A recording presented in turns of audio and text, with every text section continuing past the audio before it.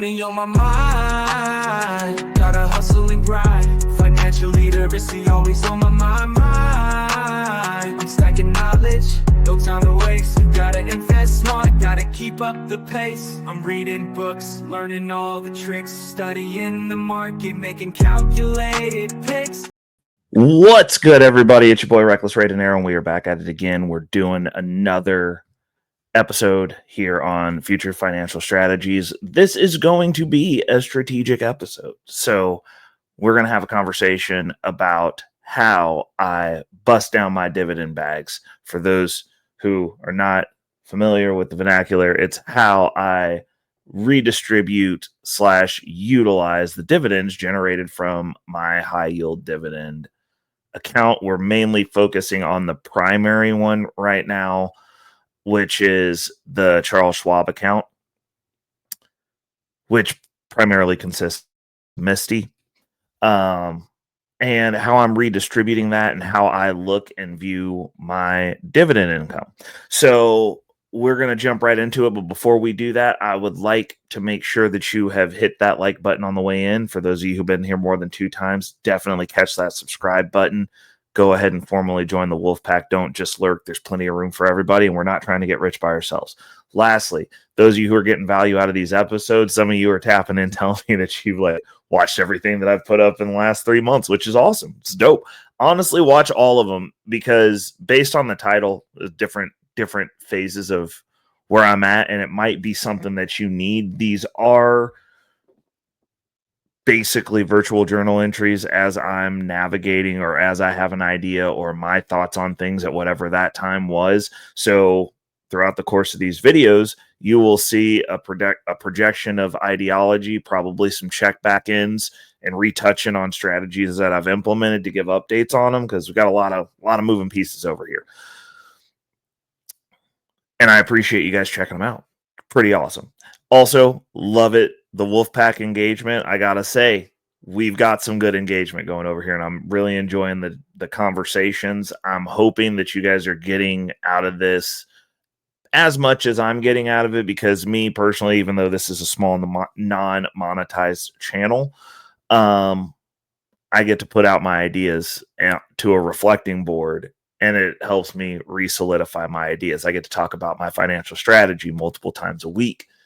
This helps me make more money. This helps me hone my strategy. This helps me do better. So even though it's not like 50 bazillion people here and I don't get to interact with every single one of you, and you're just an amorphous blob, and I get paid whether you guys get value out of it or not, I'm getting value now because you guys are helping me along this journey as we get to that $1 million mark. As we march towards that $1 million mark, you guys are helping build that.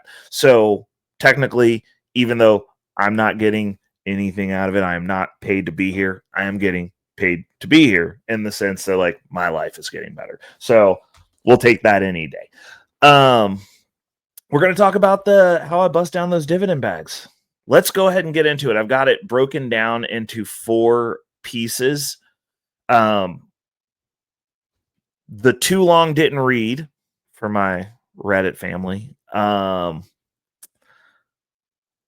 basically, as far as, because everybody knows we're going gangbusters on eliminating this debt. We're getting a bunch of it wiped out. The reason being is we've got a very narrow window of time. We have a little bit more uncertainty in the markets here in America, which has given Bitcoin room to do what it should have been doing in the first place, because apparently market uncertainty, a lot of you are out there trading crypto, or Bitcoin specifically, like it's a meme coin, which isn't going to work out for you long term. I'm just throwing it out there. It's my personal opinion, not financial advice. But those of you who are trading Bitcoin, all you're doing is getting in at a worse position on something that you should have probably held. Just base logic and math. You don't see economic uncertainty and sell the thing that's just been consistently going up, that's highly liquid, that you could leave the country with if you needed to start over, and have that be translated to where you're going. But, do what thou wilt. I just don't think that's a great idea.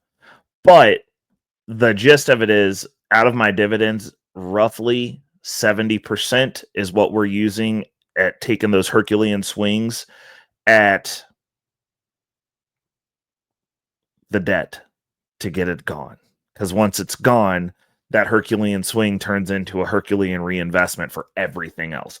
That's the too long didn't want to listen. Moving on, we're going to go ahead and break this down. What is the first? And I break these down into roughly 10%, and we'll get to why I say around 70%, and this is going to be why. So at number one, we've got feed the machine.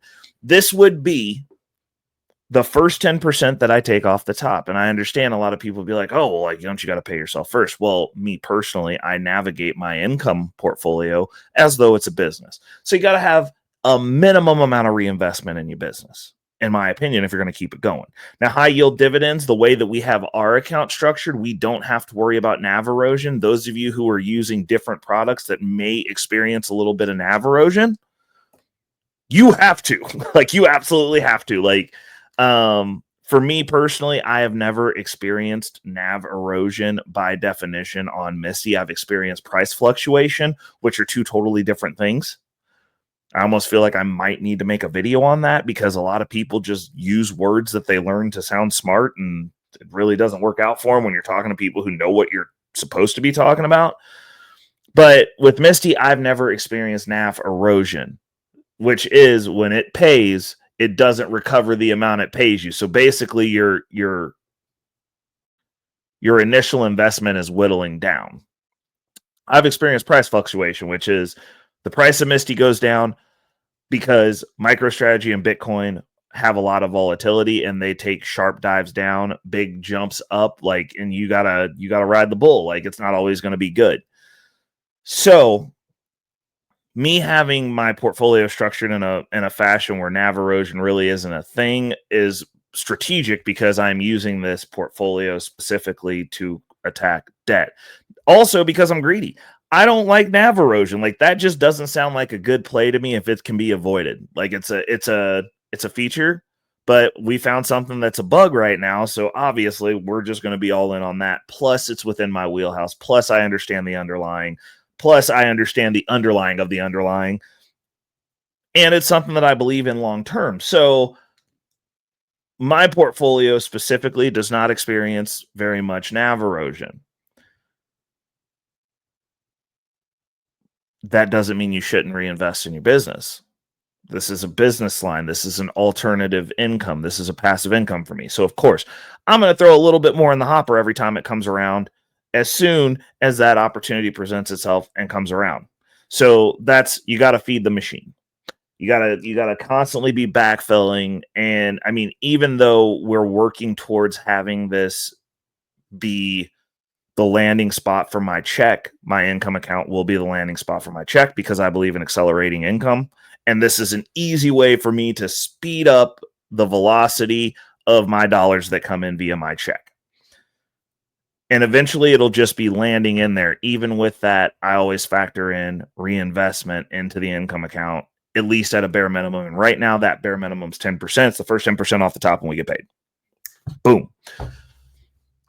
At number two, we've got pay yourself. Now, this is the part where it's pay yourself. Now, how does pay yourself work? So I have what I call, well, actually, it's just a second 10%, and that can go anywhere it needs to. Generally speaking, it will go into my long-term holdings to acquire long-term holding things. Very simple.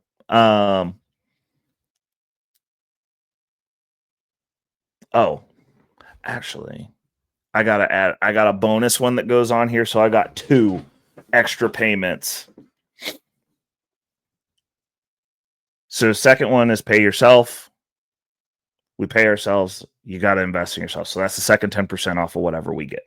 Now, these are bare minimums right now because obviously, again, we're clearing debt. We're clearing debt and we're clearing debt. Like, we are on a sole laser-eyed mission. I would like to have all my debt cleared during this window of certainty. So that way, if we get to the other side of this and for some odd reason tariffs are back or we're in a worse scenario, at least I don't have to worry about the debt. So that way, if my dividends drop down again and we have and we get hit again, all I'm worrying about are my day-to-day expenses. And then I also have whatever's left in my check because that should be landing in that income account. So we should be having a very healthy backfill going at that point in time to boost those dividends back up. And one of the things that I will say in regards to what we did and the strategies that we deployed over the market crash, I can, as we are now recovering from said crash and I'm seeing my accounts bulk back up, all those buys have massively accelerated my trajectory. Because like I keep telling people, I've got 28 months. We're in 28 months in the countdown left of having to work. Now, at that point, I get to decide whether I want to continue to work, whether I want to institute my early retirement strategy, which is living out of the country for a little bit in places that are very low cost to exist at a very high level of existence, and hardcore reinvesting. Because like at most places, if I was just not here for a month, I would be saving a ton more money because I wouldn't be here. So we're looking at those things as options, because then obviously you'd have to find a place for my cats to live for the 4 weeks of the month of the year that I'm gone. But I could do that. I could go look at jobs that are actually things that I want to do that I would find more fulfilling, even regardless of pay, because at that point I would be working for walking around money. So at that point, like if you're working for fun money, you can literally do anything that you want to do. So then I would have the option to do something that I want to do. I could also continue, grinding it out, keep doing exactly what I'm doing now. And that becomes fun money / reinvestment money, because I don't need to spend my entire salary. And, you're in a different lifestyle at that point as well. But we're talking 28 months, and like that could be shaved down before we start hitting those income numbers, because we were buying as much as we possibly could sustain during that dip. So another option. But paying yourself, I also factor in with my dividend projections, investment for long-term investments. So like some of you guys would say, oh, well, like that could be your retirement. I don't believe in retirement accounts because I'm going to be retiring early.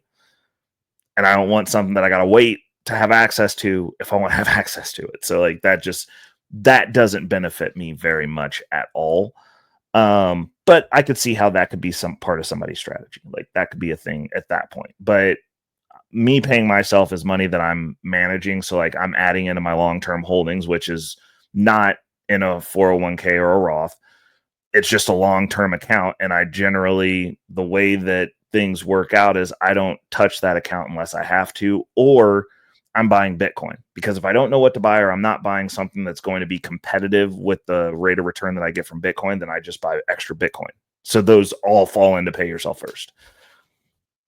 Next, we have our long-term holdings portfolio, which this is a fixed amount. So it's $300. First $300 that comes in basically just gets shot over there, which is my buy rate for if I was to buy MSTR one share directly. And I'll shoot that 300 over there. And if I want to buy MSTR, if we're at 300 or under, I will do that. Or I will get something in the wheelhouse, because like we have a few options now, and we'll be doing, we're either buying MSTZ, MSTX, or MicroStrategy is basically what it is right now. As we add other products into that, because we have a MicroStrategy competitor that's planning on doing a similar type of strategy, but producing income, and we'll see what they launch at. We might be filling in with some of that. We also have the ability to buy STRK, which is another option because it is lower cost, stable, and will produce some income, and we can use that to buy more MicroStrategy as well. And honestly, I might be throwing a little IMST over into the long-term portfolio for income generation, and that will also fall under the deal of that. So that top $300 that comes off of there is basically the Bitcoin standard. Bitcoin standard lives in the long-term holding. Also, so all roads lead to Rome. We could also buy Bitcoin with long-term holding. That's another option for me. And yeah, along with that though, what we are doing now, because I have a position in there that is specifically for home improvements and house payments. And since we are now converting one of my bedrooms, I actually help somebody and they've moved on with their life. So I'm down to one roommate now. So I have a room that we're converting into an office. So I'll actually have studio office, like a little office setup here, as opposed, actually, I do have it now. It's just half my bedroom because I haven't moved everything out of here into my bedroom now.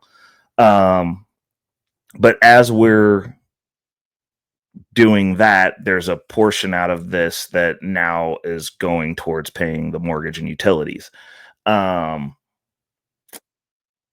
So I will be pulling that amount out, basically the mortgage, because like the utilities is not that big a deal, but the chunks for my mortgage, I will be pulling out an allotment of that until once we get the debt cleared. I will probably shift that into doing an early payoff strategy that I'm going to do a video on, because I actually got that strategy from Reddit. So I'm going to be doing a video on that as well. So keep an eye out on my strategy for paying my mortgage off early. So I think I've got a pretty good idea of how we're going to do that. It's not, I don't see how it's going to hurt anything, and it's better to have access to the money, because the money that I pay extra to pay the mortgage down to like attack the principal doesn't do anything for me because I don't have access to the money. It's kind of a dead asset at that point, and we're gonna start pivoting some of that payment money into a portfolio strategy to help pay it off faster. So that's going to be interesting. And then last but not least, obviously, debt elimination. That's the whatever the remaining chunk of money is, just going towards knocking debt in its teeth. And part of that is, a little bit of it is spending. The way that we got the debt was strategic. Most of it is asset backed. And by asset backed, I mean, I was doing credit card advances, cash advances to fund my portfolio to get the numbers up. So like the first, I think $12,000 that was in there was me running a strategy on the credit cards. And it was fine until I hurt myself and had to get surgery.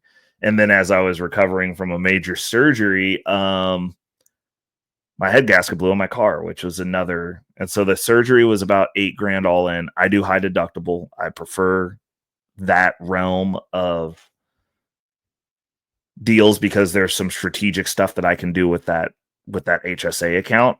And it was the first year that I was getting ready to spin that up and test it. We're in year 2 now. We're trying not to get hurt. So prayers up for that. We just can't have any more major injuries for at least 12 months. Because if I would have been 12 months in, this wouldn't have been an issue. But the surgery all in to get my Achilles put back together so I can walk, jump, work out, and all that normal stuff. Because I, like, again, blue collar work, I got to walk around. So all in for that was $8,000. The car head gasket replacement, because I wasn't in a position where I wanted to take on the debt of a full car, which strategically, like a lot of people have an issue. Like they're always buying a new car. They always have that car payment. I did not want that, because if you have the car payment and something happens, like you don't even have this option of just going, yep, I'll just pay to get the car repaired. My car is paid for. Wonderful thing. All I got to worry about is insurance. So an expense like that, it was $5,000 for the car to get repaired, or I could have taken on a payment while injured without having 100% job security. Because like I'm still going to physical therapy, figuring out what pace I'm going to get back to work, like where that's going to land, which me personally, I'm a great employee. I'm good at going to work and doing the job. Actually, I'm a terrible employee because I spend all my extra time just trying to not be employed. So, but I'm really good at what I do. So finding a job wouldn't have been that big of a deal. Even if it wasn't where I was working, I could find work. I can find work. That's not something that I've ever woken up and been concerned about. Can I go find a job? Like 100%, I work harder than everybody else. Not even a question. Not only that, I work equally as hard as not working for you as I do working for you. So, the hustle's the hustle. People respect it. Also, I'm a pleasant person to be around. So there's that. But I elected to go ahead and pay for the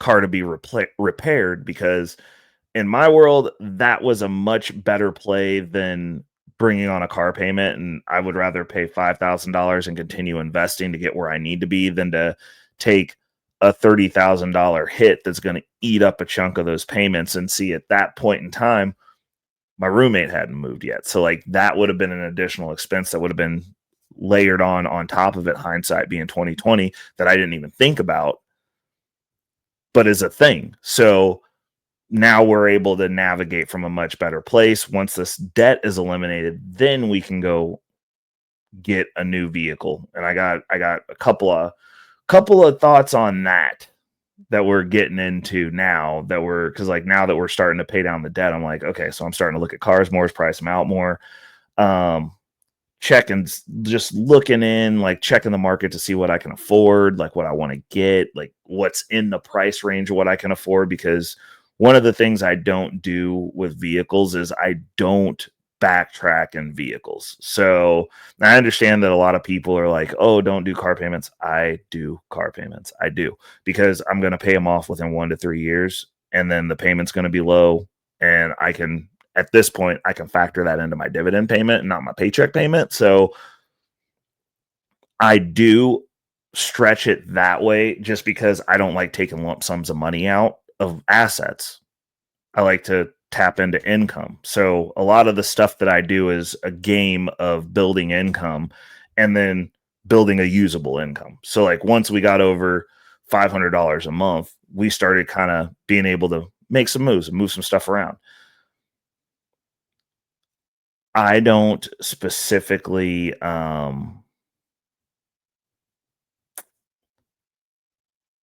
see the point in liquidating a bunch of assets and having the opportunity cost of the asset just so that you don't have a car payment if you can manage the car payment. Because people are like, oh, well, you got to have full coverage insurance. Why don't you have full coverage insurance?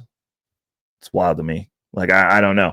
I have full coverage insurance. I don't know. Like, I don't like having to deal with stuff. And you know what? I guess now that we're going down this road, once I get to a point to where I could just go out and, I can afford to just go drop 10 on a car and just replace the car. At that point, I would not have full coverage insurance if I could just replace my car. As soon as I get enough income going to where I'm like, hey, I go buy this again. I mean, actually, technically, I should probably lower my car insurance that I have right now down to liability. Because, I mean, I could go, well, no, because it's not monthly yet. I was about to say, I could almost, as long as I've had my car, I could almost just go buy the car.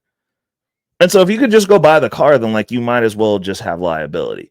But most people have liability because they themselves are cheap. Like you're just going, I'm trying to get the lowest payment possible because you live in hand to mouth. And it's not that you can replace the car. It's that you don't want to pay the extra just in case something happens to you to replace the car. So that's something to consider. I'm going to bring that back up to the front of the congregation as soon as we get to our goal. Like once we get to our goal of about our initial goal is to get to $5,000 a month. At $5,000 a month, I could live off that. I don't have a lot of people situations or scenarios, and like I could live off that, and including being able to reinvest once this debt's cleared. I could be comfortable off that. $5,000 a month passive.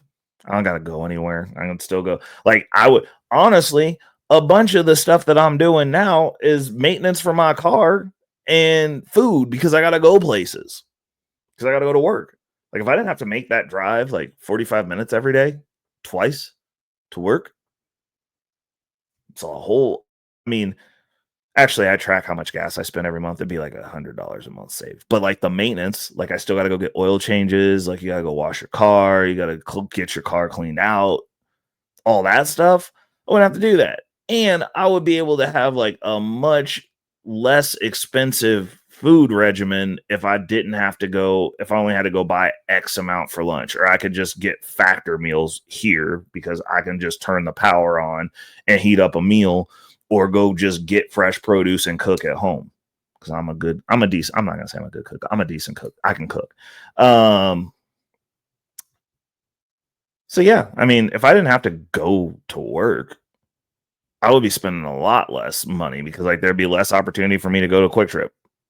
Like I would have like I could do my shopping when I felt like it versus when I'm going and doing it. Like it would just be going to the gym, which is close, and going to get food and stuff, which is close. So, that's going to be our first metric. But like, I think at 10 grand a month, I'm at the replacement rate for just being able to go pick up a decent car if something were to happen. And at that point, you know what? Maybe we will switch over to using liability insurance. We'll see. Because then, I mean, you could invest the difference. So for me, that might actually be beneficial. And for people who think like I do, that might actually be beneficial. But I would want to be in that income realm where I've got $10,000 in passive income coming in to go do that, because I would have to be able to just go get a car, be like, hey, I'm just going to go take an Uber and drive around, or go walk down the street to one of the dealerships that's down the road and be able to get something that's going and is going to be decent. At that point, I could justify doing that. But that's what we've got for today. I hope this helped you guys. How are you guys breaking down your guys' dividend bags? Are you guys just, because I know a lot of people just like do the reinvestment thing and they just build the portfolio up. But I like I said, I've said it a million times, I do not think that that's very effective long term if you're looking at the growth of the portfolio with high yield dividends, because they're not made to outperform the underlying asset. And I'm going to continue saying that. These are tools, and you got to know how to do the tools. High yield dividend, while having that income coming in and me being able to post that and like kind of flex on people like, hey, yo, 1,000 shares of Misty, like we pulling over $1,000 a month, feeling kind of good. This is almost better than going to work because I didn't do anything besides buy this one time and just sit here and wait for it to show up. Like, wow, that's awesome. A lot of people just get it misconstrued. This is a capital allocation game over here. And that's one of the things that as we're going through these strategies, I'm not just going to tell you like all you have to do is just buy high yield dividends and just drip it indefinitely and you're going to be fine. If that's what you're doing, I'm telling you right now, from my mouth to your face, you're not going to be fine. Probably. Depending on how long of a timeline you're on. Like at a certain point, you've got to have those long-term holdings. You have to have your actual growth stock. You might want to have some low volatility dividend income coming in. These are tools. These are not a one-stop shop. Anyone who tells you that is just, this is the magic bullet that's not telling you to just buy Bitcoin is lying to you. These are tools. This is my setup to be able to buy way more Bitcoin. As I would say, the only magic bullet is buying Bitcoin, and Bitcoin is Bitcoin. It's just expensive. And you gotta humble yourself and be willing to buy fractions of a Bitcoin. Very small amounts of Bitcoin, because if most of us ain't sitting around with just $90,000 laying around either. But you can buy pieces of Bitcoin. And that's the catch with that, is like doing that's hard because you don't just get to go out and buy 100 Bitcoin and just have $9 million. Like, there's always a catch. There's always a thing. But as far as like, if you're going to buy something and look further down the road, at least in my experience, Bitcoin's the only thing that I've done where I've been like, hey, I bought this here. 4 years later, I had 5-6x the amount of money I had. Cool. I can buy more stuff. Like, if you're looking for a magic bullet, as far as I'm concerned, that's the magic bullet. That's been my experience. This is something that requires a set of skills. It's not about the income. It's about what you do with the income. That's the reason we're going to continue to revisit. And as I update and revise this, as this debt gets paid down, as we're shifting more of that paycheck to guaranteed going to this portfolio, we're at 10% now, or as this debt comes down, we got some metrics that we went over. We're going to scale it up. that's gonna, and then looking at the long-term holdings portfolio, judge me on that. Like, that's what I'm doing with the income. How is my Bitcoin holding going up? Is my income going up? Those are the things that are going to matter the most. So we're going to leave it at that. Tap in with me down in the comments, questions, comments, concerns, ways to improve. I want to hear about your journey. I'm hoping you guys had a great week. We're at Thursday now. We're almost to bag fortification Friday. Are you guys ready? Who's getting paid tomorrow? Who's ready to make moves? Have you guys got a plan set up yet? Let's go, people. It's your boy Reckless, Ray De Niro, and until next week, I'm out. Money on my mind, yeah. Focus, got no time for games, nah. I don't play, man, I'm all about that financial literacy. Investing in my future, building generational wealth. Dollar bills, they be calling my name, but I ain't chasing fame, I'm chasing change. Learn the game, now I'm playing it smart. Putting my money to work, it's an art. I'm stacking paper, building my own empire. No more living check to check, I'm getting higher. Investing in stocks, real estate, and more. Gotta secure the bag, that's what I came for.